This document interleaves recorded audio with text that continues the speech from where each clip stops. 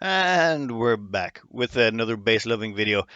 We're going to try and get all of these out of the way within the next day or so, just so that well, we can cover all of these before the update hits. Once the update, the current pre-alpha update goes live, a lot of these bases they won't be as viable anymore, or they just won't work because of some of the changes in mechanics. The first thing actually I want to cover here is the oxygen setup in this base. Now, the oxygen setup here, it's actually fairly straightforward, but what's really nice about it is all the oxygen is pumped through the cold biome. So this cold biome up here has three oxygen pipes going through it. One of them has went up here and literally melted the entire biome, or most of it anyway. But what's really nice is all of that water that's actually fallen down has been collected in this tank and has been used for further chilling. Like, oh, there's a big blob of water right there. It's basically been used for further chilling. So all the gas pipes going through here have been sliding through and basically sucking the heat out of this biome. And this has been going on for about 700 cycles or so. So this one ice biome has been providing all the cooling necessary to keep these 13 dupes in nice chill oxygen for about 700 cycles. This is actually going to become even more important as Wheezeworts have gotten nerfed in the upcoming patch, so using an ice biome for doing lots of cooling until you can throw power at the problem, probably not a bad idea. Also, I was talking to LTL on the Discord about this, and they advised, yeah, they preferred this design because it's simple, easy to put together, and they have no problems remembering how it goes. Ju- Just in case you want something that's, it might not be as space efficient as a Rodriguez electrolyzer setup, but it definitely is fairly straightforward to stick together and very easy to remember how it all gets set up. Actually, what's the Atmos sensor settings there? 750. Yeah. Now, next up, we'll just have a quick look at the core base here. It's your standard issue core base. You've got your gateway over here, but several ranches, whole bunch of beds. Never bothered upgrading to plastic either because, let's face it, that +1 morale bonus is kind of minuscule in most cases. And several atmosuit dock sections over here. Also some emergency toilets. It appears there was some problems during changeovers, sometimes maybe a water blockage, and these emergency facilities have been quite useful, it seems, at keeping the base from having those annoying problems that occasionally kick in. But the real jewel of this base has to be this petroleum boiler. Now this is your standard issue petroleum boiler, but it comes with a few augmentations. Have you ever had a problem where you've run out of magma or your pipes have overheated because you're started pumping through less oil than you need? Or, one of the many complications that can arise if you run out of something that you should. These are meant to be kept going constantly, so if it runs out, things can go wrong. But in this case, it is automated protection plan. This is the full gold standard automation protection plan. So let's just cover a few of these. Don't panic. It's not that bad. It's just automation always starts looking complicated after you go above one or two gates. This here just turns off the magma flow, so you can actually shut this down, and it cuts off the magma, so no more magma can enter the system. Of course, there's still going to be a little bit left in there, so it'll keep flowing for a bit longer. But if you want to turn it off, that's available. But how does it detect when it's running out of magma? Well, that's what this hydro sensor is here for. So this hydro sensor actually feeds back in here, and well, it's to do with this drill basically.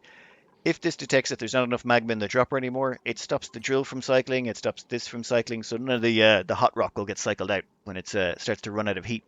Of course, if you're running out of heat and none of it's getting cycled out, well, what should happen is crude oil should back up in the system. But no, there is a safety feature for that as well, which is in the form of this temperature sensor.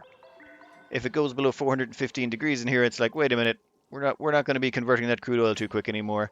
So it actually sends a signal down to the liquid pumps down here and says, no, no, cut it off, stop it, shut it down. We don't want any more going through here. We're good to go. Well, one second, we'll just turn that back on for a second. Well, that's the plan anyway. And as well as that, there's another liquid sensor down here. It detects if there's not enough crude oil in the system anymore. And if there's not enough crude oil in here anymore, it also shuts it off.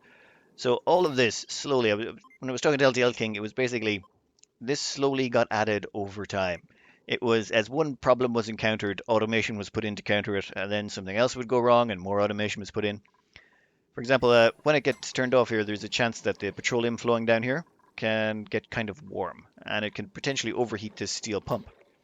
So this temperature sensor here detects if it's starting to get a little bit toasty, and if it does, it activates this liquid shutoff, which actually starts a cooling loop. The cooling loop actually comes through here, goes around, and actually cools these two tiles. So it basically dumps enough chill in here to make sure that this steel pump doesn't overheat, so that you don't have to crack this open and actually repair the steel pump. So much automation to protect it. This whole thing is just basically designed so that you build it and it never breaks. Even if I run out of oil, even if I put too much oil in it, even if there's not enough magma or too much magma or whatever happens, it should never break. That's the theory, and it seems to have worked for him. Yeah, there's a lot of love that went into this, I can tell. Next up, just a little look at the industrial brick. There's been a few tweaks on this compared to the older design. One of the ones I like is the actual output here of these steam turbines. Goes all the way over here into this area. It just stops it from clogging up this one tile high steam area that used to cause bugs in the past. So just dumping it over there, a very simple and easy fix for it. And they even dumped in some extra petroleum into the refineries themselves, just so that it made sure that this place remained hot. And it kind of just ends up dumping more heat in there. Just a nice, efficient way of taking care of things. One of the things I really like is just for some very simple automation on the kilns. I didn't even realize kilns had an automation setting. I just figured they were like dumb machines. But there's just a little bit of automation here set up so that if this is above 500 kilos, it basically shuts it off, just so that they have enough refined carbon, and then when they have enough, they just turn it off. Simple system like that. I like those. Very, very, very convenient. Now for the actual natural gas here, they've actually got a built-in overflow system. So if it overflows, it goes up here and triggers the sensor. This actually cuts out one gas bridge. It does mean this will get burnt off more often and your natural gas generators are going to be activated a bit more. But it does cut out a little bit of complication and makes things a little bit easier. I'm going to steal that idea actually for my oil overflow. Now, one thing I feel like I should really point out is, yeah, there is so much sour gas down here and it is exceedingly hot. Turns out there was some broken abyssalite on this map, so this resulted in a whole bunch of superheated sour gas. And LTL advised they were trying to cool this down for God knows how long. They've been pumping crude oil through here for ages. There's a cooling loop that's been running down here for such a long time just to try and cool this all off, and it's still, 500 degrees in places. Basically, this place is a horrible nightmare of hellish temperature. It was so hot down here, there was actually a copper battery. There's these things here, these points of interest buildings. Well, the battery that was sitting here overheated, melted into liquid copper, and then later solidified. Kind of impressive. That's a really nice overheat problem. Not. And checking along the bottom of the oil biome, there is not a single speck of fossil left that I can find. It seems like they even came in here and actually. Well, wait. Oh, there's a piece. You missed one. Oh, there's two. You missed two. But barring the two pieces of fossil that are superheated over here, the rest of the oil biome has been scrupulously mined out and cored out until there's nothing left. Yeah, this base here. It hasn't actually gone to space yet, but it's actually got the transport corridor in place to make sure everyone can go up and down. Also comes fully equipped with a fully functional iron volcano tamer, standard issue. And we've also got a copper volcano tamer down the other side as well, over here on the bottom left. Both basically identical designs, just to make sure that you can swim in that refined metal and use it to make all the infrastructure you need to your heart's content. Now, let's zoom out a bit here and have a look at the electrical overlay, just to see if we should be angry or not. Power overlay. Actually, that is pretty neat. Oh, it's all straight lines. Where's the spaghetti junction? There's no spaghetti junctions? Okay, I only hate you slightly for that one. That's actually a very clean electrical grid. Damn it. Hey, big thanks to LTL King for the map. I'll have a link to the save in the description if you want to have a download and a browse around the map and have a bit of a look. Now, up next. This map was submitted by Roland, Ireland. I'm going to go out on a limb here and assume they're Irish. And yeah, there is so much going on this map. This is a cycle 2400 map, and let's just start with only the semi-ridiculous stuff first. This is just a standard issue petroleum boiler, but it also has a nice little built-in feature here. It's got a built-in sour gas boiler attached. Now it's a 1 kilo per second natural gas boiler. Pretty nicely done actually. What it does is it pumps crude oil in here, but it limits the flow to 1 kilo per second. And because it's limited to 1 kilo per second, that means it can't actually do anything to break the pipes. As in, you can't have state change in a pipe if it's 1 kilo or less in liquid pipes. In gas pipes, it's 100 grams or less. Basically, 1/10. If you have 1/10 of the capacity of a pipe in use, it doesn't matter if the liquid or gas solidifies, turns into a solid, or changes state in any way, it won't actually crack the pipe. So what's happening here is the crude oil goes up, preheats on the way up, gets dumped out here, turns into sour gas, which forces its way down here until it eventually gets down to the bottom where it's basically chilled down to freezing by this icebox and then dumped in here into this natural gas tank. This ensures that they always have a nice chunk of natural gas to draw upon and feed into their power brick down here. Just a very nice little touch, and it's all powered off this one volcano. Nice little touch, very much like it. Now, there's, oh my god, so much going on here.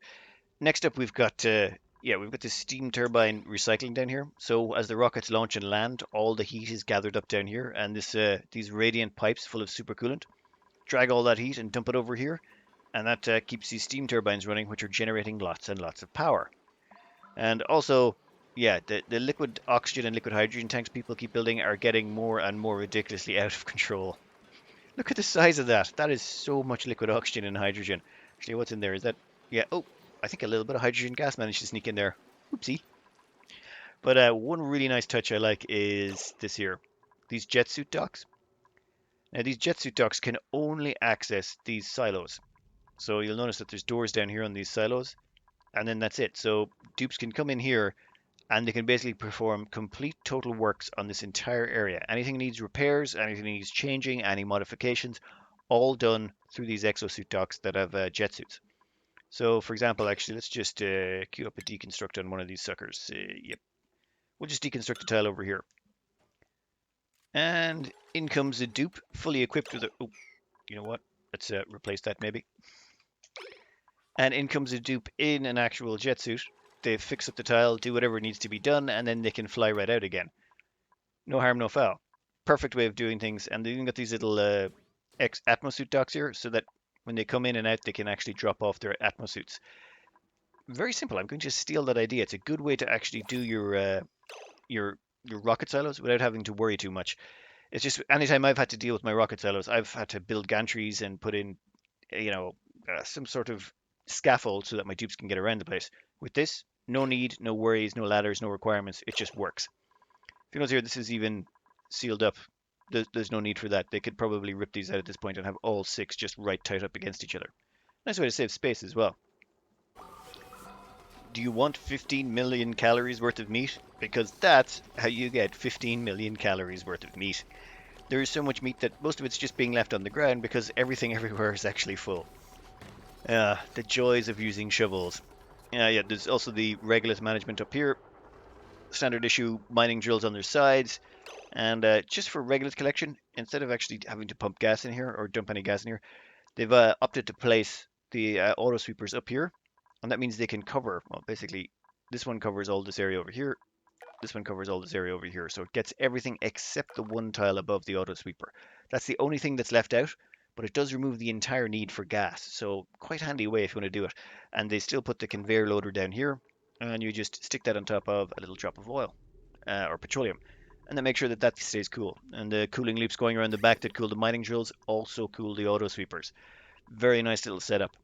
There's even a bit of a, there seems to be some sort of chilling going on here as well. Very nicely done. Now, yeah, I love the way they took the entire, what's this called again? The Gravitas building? Yeah, so they've taken the entire Gravitas building and turned it into a production facility. Like, you've even got some petroleum down here and the supercoolant being poured in here, just so that everything's nice and conveniently accessible. Now, where was it? Yeah, yes. Well, okay, there's a volcano taper in there. The whole map, if you'll notice, is just bricked in everywhere. I mean, see these areas here? This is actually plastic. This area here is just a whole chunk of plastic. You may be wondering, well, why? Well, actually, there's a reason for all of this. It boredom more than anything else, but there's 85 by, was it 85 by 12 tiles of plastic in there. Basically, that is 100 tons of plastic.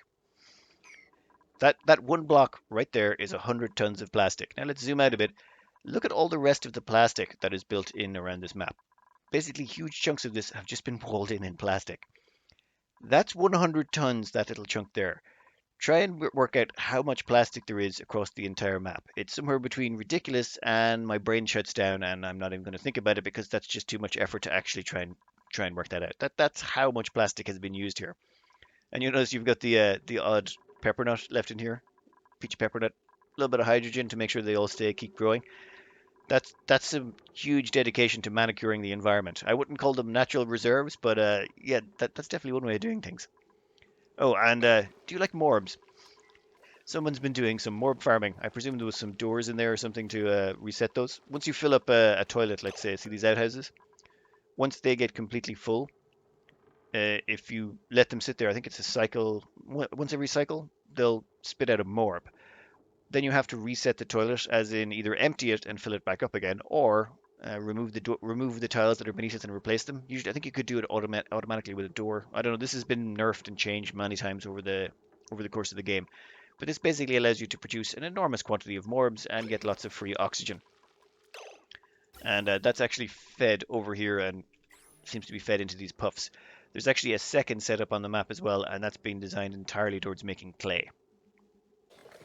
So yeah, this one here is for clay production. All of it goes over here and gets fed into an enormous amount of deodorizers. How much oxygen in there? It seems, yeah, that's just pressurized in here. And then all the outgoing clay is, well, there's regolith coming in from the top. Sand still. Oh, they haven't run out of sand. Impressive. But then all the clay gets piped down here, and it gets sent down all the way down here to the industrial brick where it's actually turned into clay, or it turned into ceramic, just so they can have even more ridiculous amounts of materials on top of it. Now, this is the core base. Look at that. That thing is an absolute picture of perfection. It's just someone decided that they wanted to look aesthetically pleasing, and then they went all out. There's actually drywall backing here made of mafic rock, just to give the whole thing that nice glow. Very, very pretty. Like there's nothing so much to show here in terms of the actual build itself. It's just, damn, that is a really nice base. I'm very jealous. I will admit, very jealous. That is absolute perfection. Well done, sir. Now, you might be seeing something here that's unusual, and that would be the red liquid flowing through those pipes. What? What liquid shows up as red in pipes? I mean, just think about it. Think about it. Don't check the comments. Just pause the video here and think about it for a minute. What liquid would show up as red in pipes? Just think about it for a minute. Go for it. Okay, have you thought about it? Yeah, it's steel. That's liquid steel, heated to over 2,900 degrees. And why? Why on God's green earth would you want liquid steel? Well, for the same reason that you would want liquid niobium. Yes, there's liquid niobium in that tank, and there's liquid steel in this one. This here is what you call an insulation melter. Now, why would you want an insulation melter? Okay, this is where things get a little crazy. Right here you have a piece of liquid insulation. Insulation is one of those weird elements in that if you melt it, as in if it turns into a liquid, the liquid it turns into is actually liquid tungsten. So tungsten is a non-renewable material. Tungsten is made from wolframite, and wolframite is only available in the cold biome. You can't get wolframite from space, you can't get tungsten from space, and if you combine tungsten with niobium, you get thermium. So basically, tungsten is limited in how much you can get, and you want the tungsten to make thermium because thermium has an overheat temperature of 900 degrees. So basically, the best building material in the game is limited, but if you can melt insulation, you can turn it into tungsten, which you can then combine with niobium to make thermium. So an insulation melter is basically there to get you more thermium. Now, how does a monstrosity like this work? Well, yeah, oh yeah. Let me try and explain this as succinctly as possible. Um, you basically use metal refineries. Now, metal refineries require a liquid coolant. Now, a liquid coolant is really a misnomer. What you really want is a liquid heatsink. Whatever liquid you put into it, you can dump heat into. All the heat from actually making, say, steel, that will get dumped into the liquid. And so long as the liquid doesn't turn into a gas, it will keep absorbing heat. So you can put in liquid magma, liquid glass, liquid steel, liquid whatever you want. So long as it's a liquid, it will absorb the heat, no matter how hot it is to begin with. So what's happening here is basically this metal refinery is filled with liquid niobium. And then when this activates, more heat is dumped into the niobium. Then that liquid will get pumped through here and sent through this area. Now ignore these sideways pipes here. We're just worried about these central ones with a little white piece of insulation. All the rest of the pipes around here are either made of tungsten or insulation. The insulation is there because once the insulation hits its melting point of 3,621 degrees, yes, it needs to get quite hot to melt, it will melt and break. However, the tungsten here, that also pretty close, 3,421. So what you're trying to do here is, oh, how can I explain this? Actually, you know what? I am going to run some material through this so you can see exactly how it works. So the liquid niobium gets spit out here, and it's quite hot, 3,817 degrees. That's plenty hot to actually melt this insulation. Of course, this insulation has terrible thermal conductivity. Now remember, this insulation pipe here is just regular pipe made of insulation. There's two ways to make insulated pipe. You've got your insulated pipe made of insulation. That stuff will not exchange heat with anything. That's just a perfect insulator. However, if you just use regular liquid pipe made out of insulation, well, it's not so bad about exchanging heat. It's not brilliant, but it's still a damn sight better. So as you can see here, this is being split off, and you'll see it's been split off into 1 kilo segments. The reason being, as we covered before in the natural gas boiler, if the liquid in here is below 1 kilo or less, it can't actually split the pipes if it actually, or damage the pipes, if it actually has a state change along the way. So as you see here, as it's passing through, actually let's grab that liquid pipe. I want to actually show you the insulation as it changes in temperature.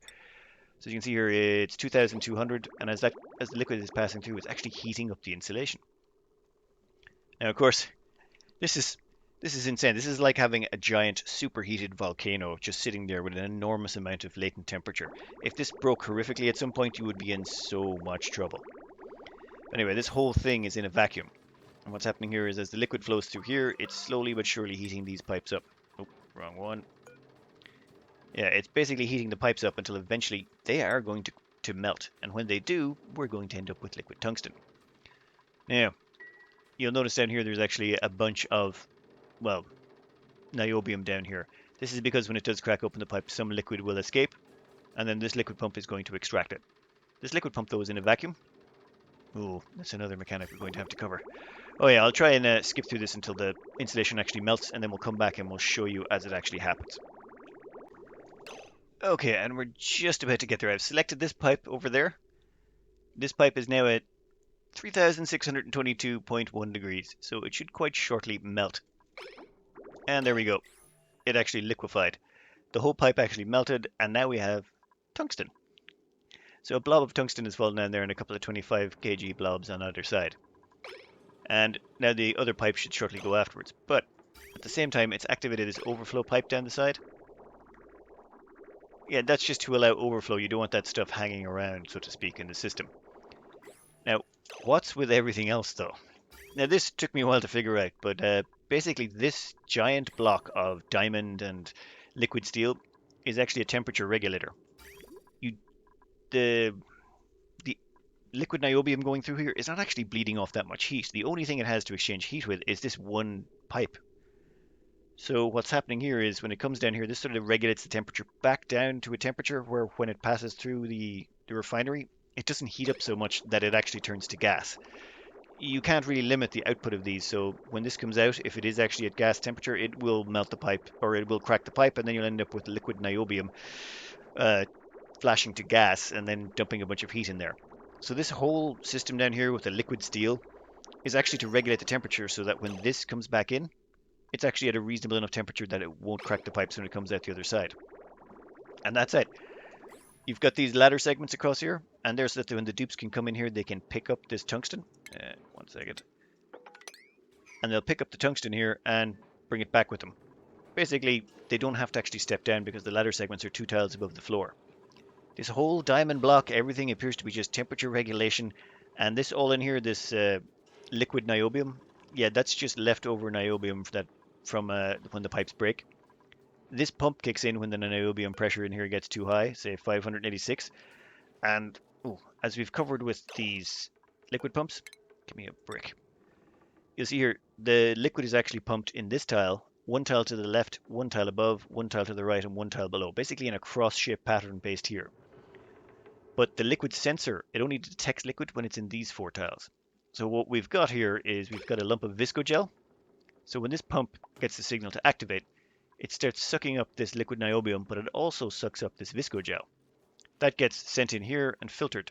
The viscogel just gets dumped right back down in this tile, and the liquid niobium gets sent right back over here and dumped into the refinery. That way we don't end up with too much liquid niobium building up in here. There is an awful lot of effort that has gone into building one of these. Oh, look, another pipe segment broke. Now you can replace those pipe segments. We'll say, yeah, we'll put one in there and there. You can replace the pipe segments as well, and you can keep doing this. But this is all of this effort is required to melt 5 chunks of pipe, which is 500 kilos of tungsten. There is an awful lot of time and effort that has gone into building this design. I mean, damn, that's an awful lot of time and effort. An absolutely insane amount of time and effort.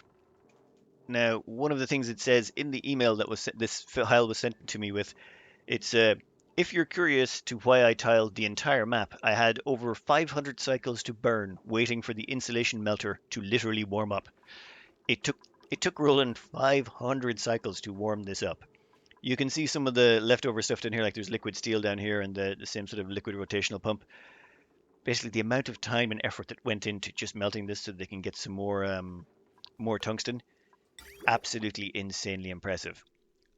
That's I don't know whether it warms my heart or gladdens my soul that someone put in that much time and effort to get their hands on more tungsten.